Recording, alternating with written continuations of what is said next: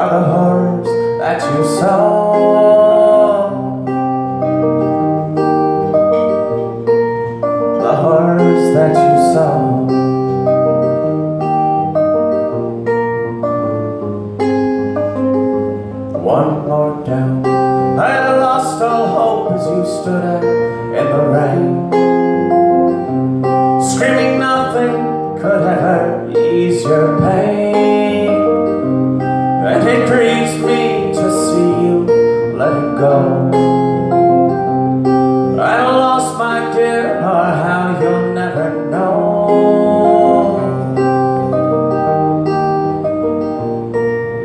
How you'll never know.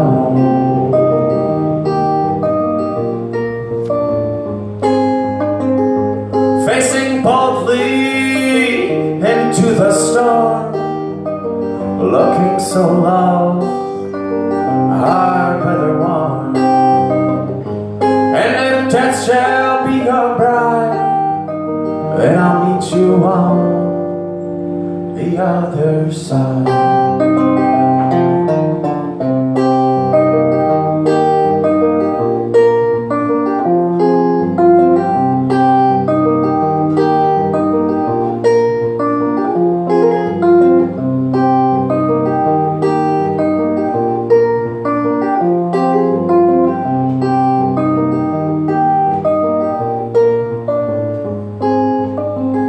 One more down, the days did come and fall, living wildly with her back turned to the wall, and her words fell so short of complete, and he died with his face turned to the city.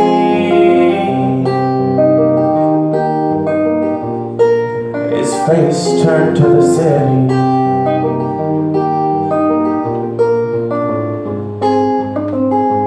Facing boldly into the storm, looking so lost, our weather warm. And if death shall be your bride, then I'll meet you on the other side. Facing boldly into the storm, looking so lost, our weather warm. And if death shall be your bride, then I'll meet you on the other side. One more down. Do you hate yourself when there's no one else around? Looking back, my friend, does it all just bring you down? In the end, with no good times to recall, pen and blood are the horrors that you saw.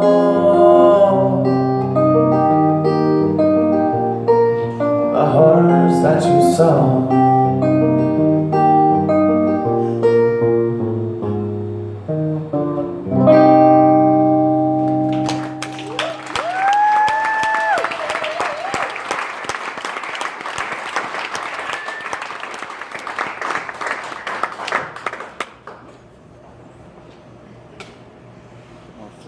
It's the second happiest song I know.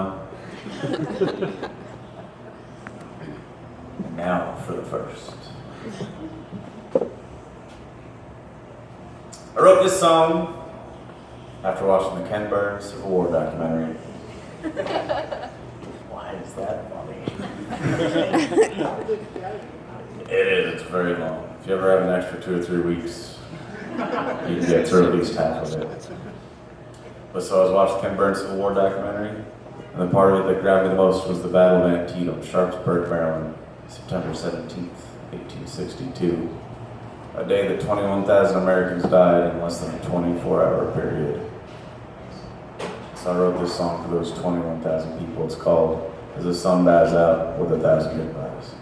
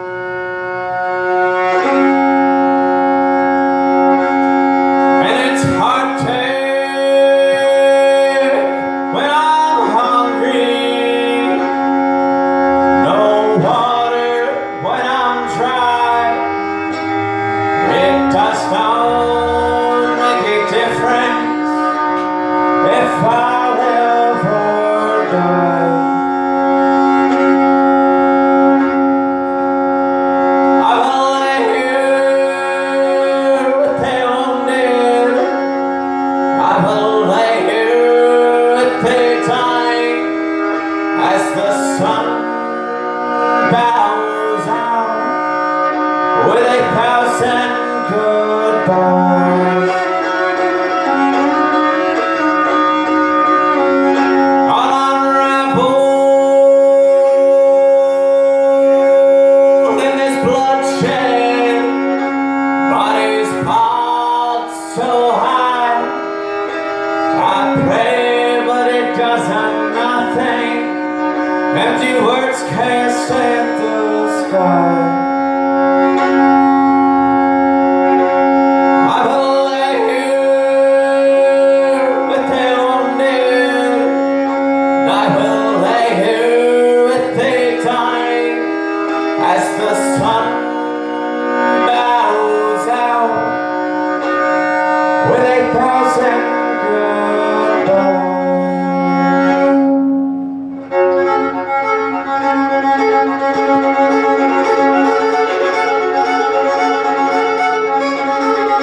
Today I lay down in the open field.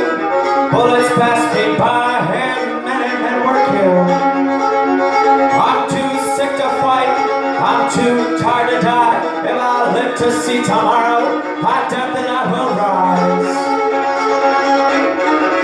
And I will lay here with the wounded, I will lay here with the dying as the sun bows out with 1,000 goodbyes.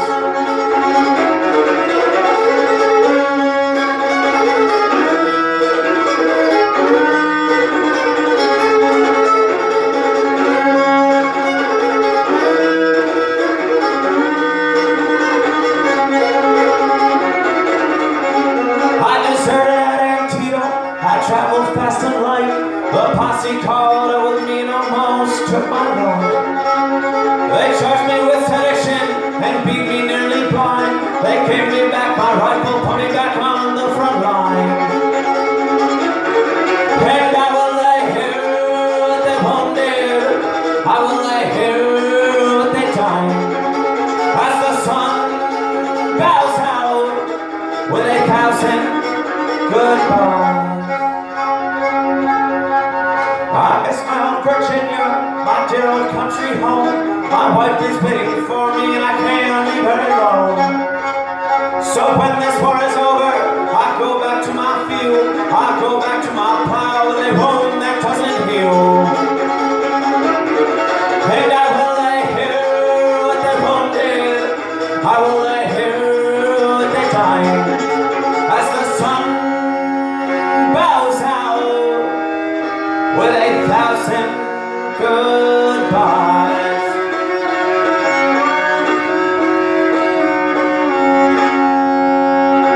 And it's hard to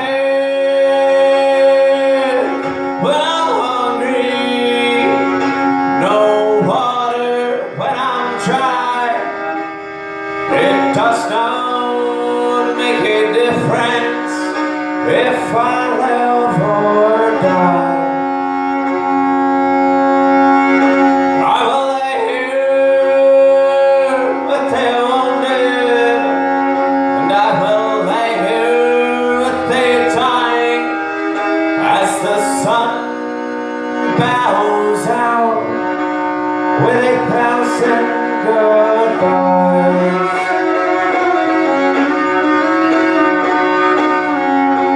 I unravel in this bloodshed, bodies piled so high. I pray, but it doesn't nothing. Empty words cast at the sky. I will lay here with the wounded, and I will lay here with the dying as the sun bows out with 1,000 goodbyes.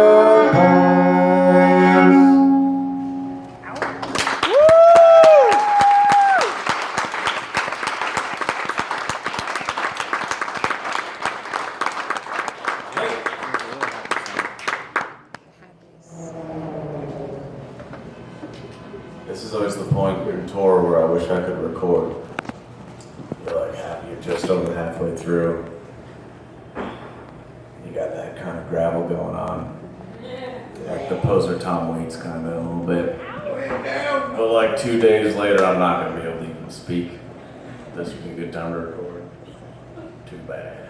Oh yeah, speaking of which, I've been saying this with no tact every night. I'm recording a new album in December, which I'm very excited. Just rented a little Airstream style trailer out in the mountains of North Carolina. And it comes with a washer and dryer with Christmas lights on them. I'm going to be recording and putting it out. February 15th is what I'm shooting for. That's when the last one came out. And on the opposite coast, I'll be opening up for Devil Makes 3 for a month too. Which is going to be madness. Doing the Flock Molly tour last winter was even crazier. It was middle of the winter, so it was freezing. We were going to places like Detroit, Chicago. People were getting shit housed.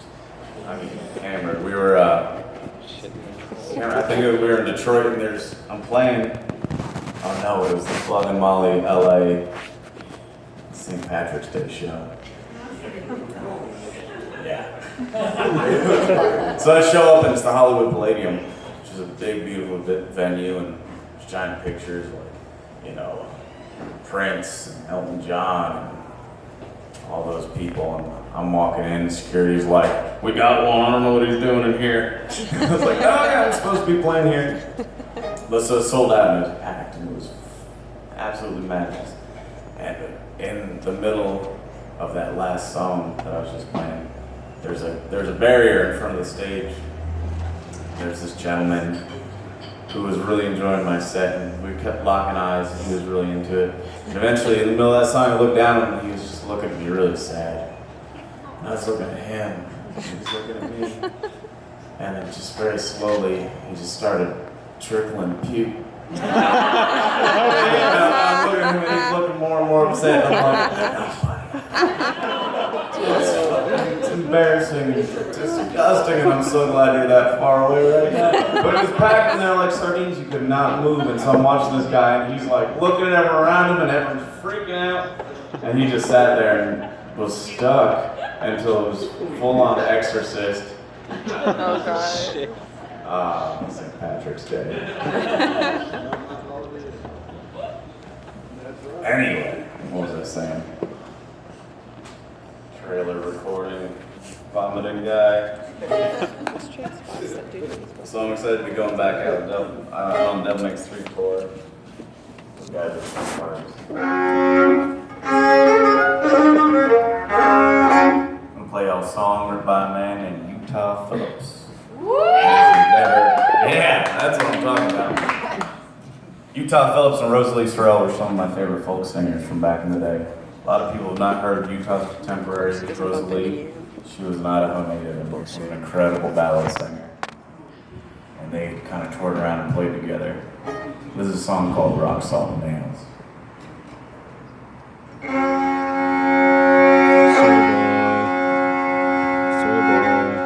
On the banks of the river,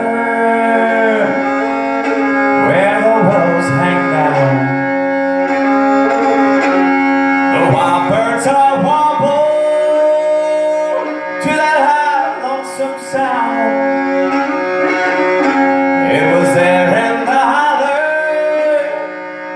where the water runs cold.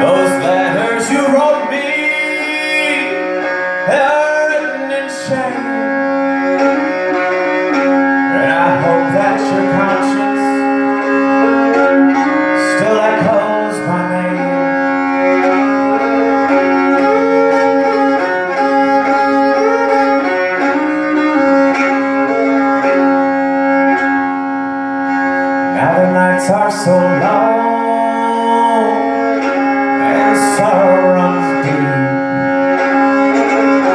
Can nothing be worse than a night without sleep? I walk out alone and look at the sky, too empty to sing, too lonesome to cry. If the ladies was blackbirds and the ladies was thrushes, I'd lie there for hours in the chilly cold marshes. If the ladies was squirrels with their high bushy tails, I'd load up my shotgun with a rock salt nail. I'd load up my shotgun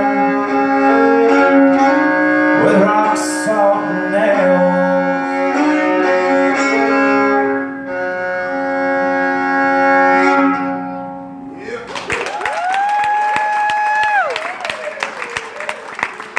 You tough.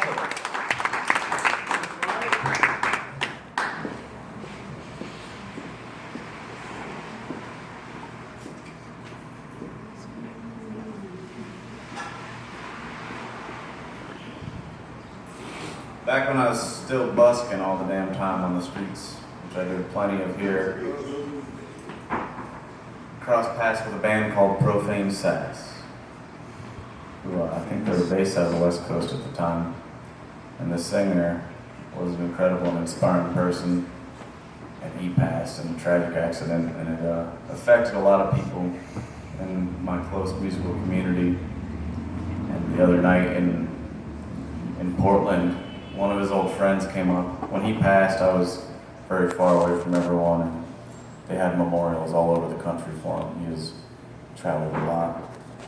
And so I missed all the memorials when I got the news. The other night in Portland, it's been years, his friend showed up and she gave me a vial with his ashes in it. It was super special. I hung them from my fiddle stand here the whole night while I was singing. And I wrote this song for him some years ago. The song's for Tomas Raphael Garrettson.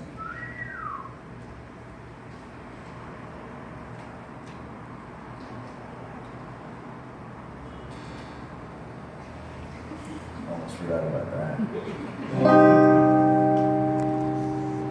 Where's that sweet spot? There it is.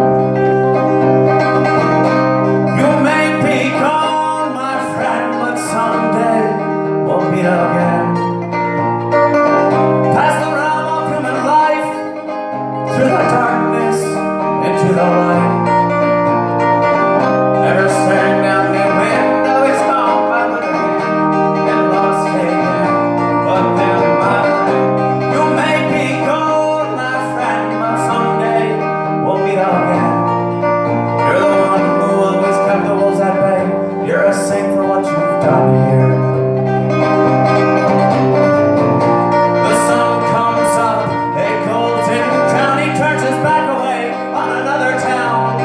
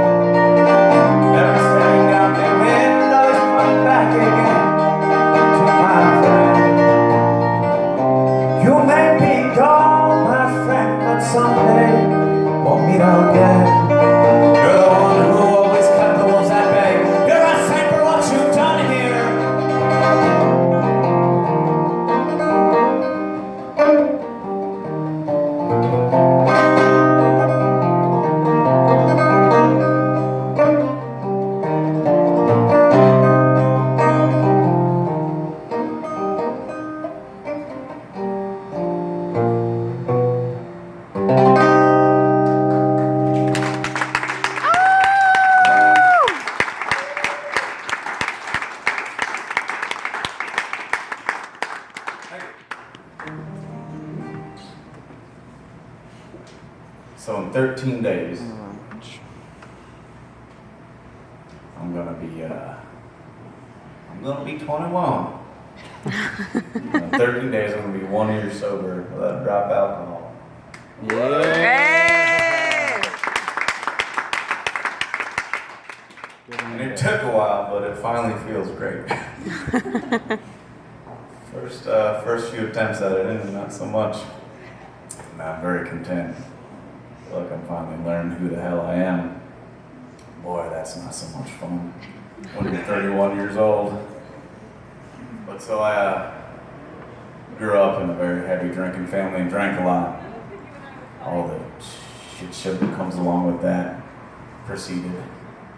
And a couple years ago, I went to a very dark place mentally and decided to try and make some big life changes. And as Tom Waits said, drain the pool and see what's left. And so I decided to go out of my element, try and go somewhere that's not really where I'm comfortable. And being a ginger, that place was Hawaii. I'm not a sun, beach, or ocean person.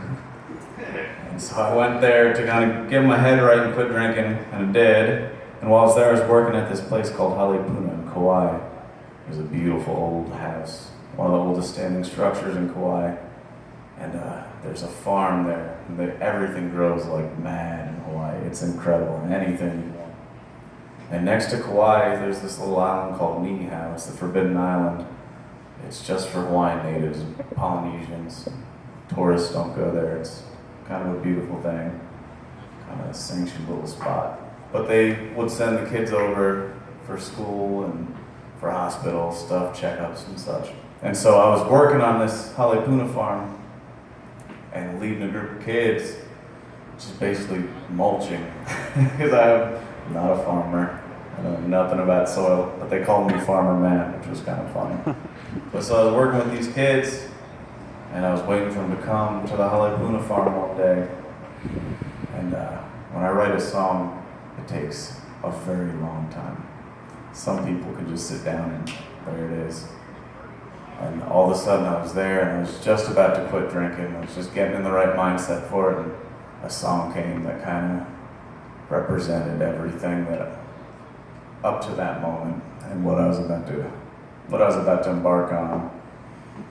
And so I wrote it down, and it just came out really fast, and it was very meaningful to me. And I was sitting there, finished the last line, was having a bit of a sobbing pity party for myself, and looked over and the kids were getting off the bus and coming up, and they're like, "Farmer Matt, what are we doing today?" And I was like, "I don't know, kid, go look at mulch over there or something.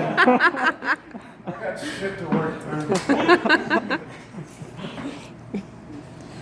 And by the way, these kids were badass workers. Worked with a lot of landscaping crews.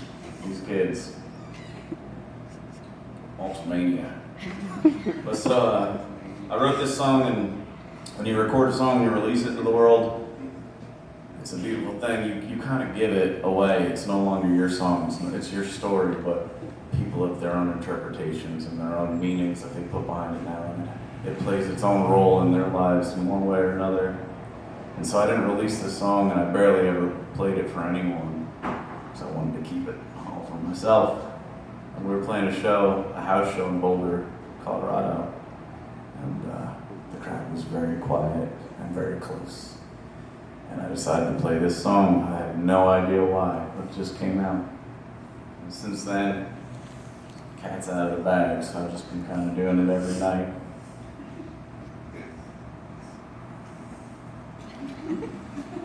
It's a very serious song.